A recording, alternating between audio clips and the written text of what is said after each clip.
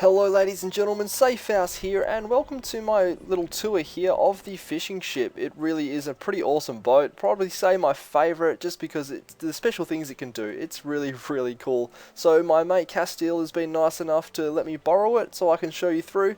So first things first, it does cost a little bit because you need 2 of the Thunderstruck trees to actually get it, and they're going for about 300 gold at the moment, which is quite a lot to be spending.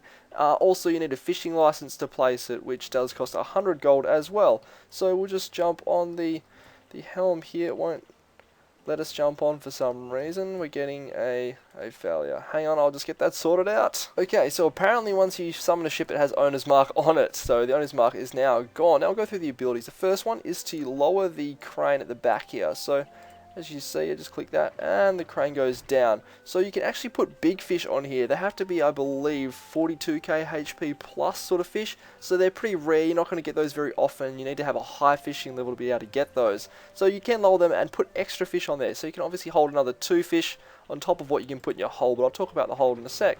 So you can raise that. When it's down, I believe it makes you a little bit slower. So this is just the greatly increases evasion while steering a ship effect and ends when you release the wheel. So yeah, all ships have that one. Same with owner's mark, obviously. And the forewind is the increased speed, but you need the meteors to use. So not many people use that either. So that's really it for the ship abilities. There's not too much there.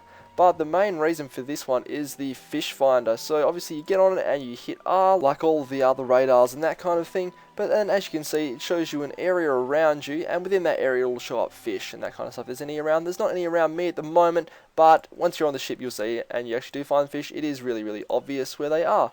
So yeah, that's nice. It just makes it so much easier instead of sailing around looking for fish. You don't necessarily need this boat if you are going to go out sports fishing, but it really does make a big difference. So down here is the other main thing, which is the fish hold. You can actually chuck 5 small fish in here, and your large fish obviously go on the back hooks. So you can hold 7 fish all up, but you're not often going to get the large ones. So it's all about this really. You hold 5 fish in here, and obviously you can have 1 on your back when you're coming back in. So it just makes fishing so much easier, and you just get a lot more gold and that kind of stuff quickly. It's obviously going to take a little while to make your gold back because the ship is so expensive at the moment. I'm not really sure how it's going to be on release and that kind of thing, but I'd imagine the prices would be pretty similar. It also has little 3 trade pack slots here, so if you manage to find a trade pack for some reason, you get to use that. But you also got the harpoon on the front, and you're not going to find the harpoon very useful very often. Obviously you just use R and then look for a target. There's no targets around here, but yeah, I don't know, it seems like a bit of an odd one to have on a ship like this.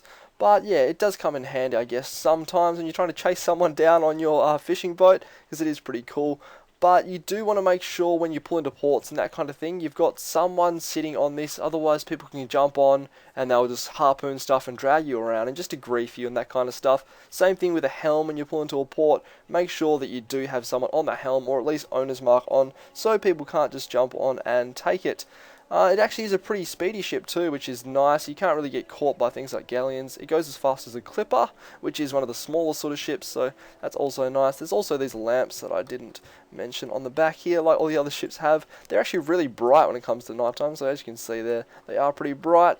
Also just give it a quick sail so you can see how it works. So instead of having sails and that like the other ships, it's got its own little windmill propeller thing there. I'm not really sure what you call it, but yeah, it makes it go really quick and it looks really cool. So that's really all I've got to say about the fishing ship there, guys. I hope this helped you make a decision on whether you want to get the fishing ship. I'll also chuck a link in the description once I get my guide on how to fish up, and that'll make things a lot easier for you too. But as I said, this one is expensive, but it's definitely worth it. So good luck getting it, guys, and I hope to see you next time.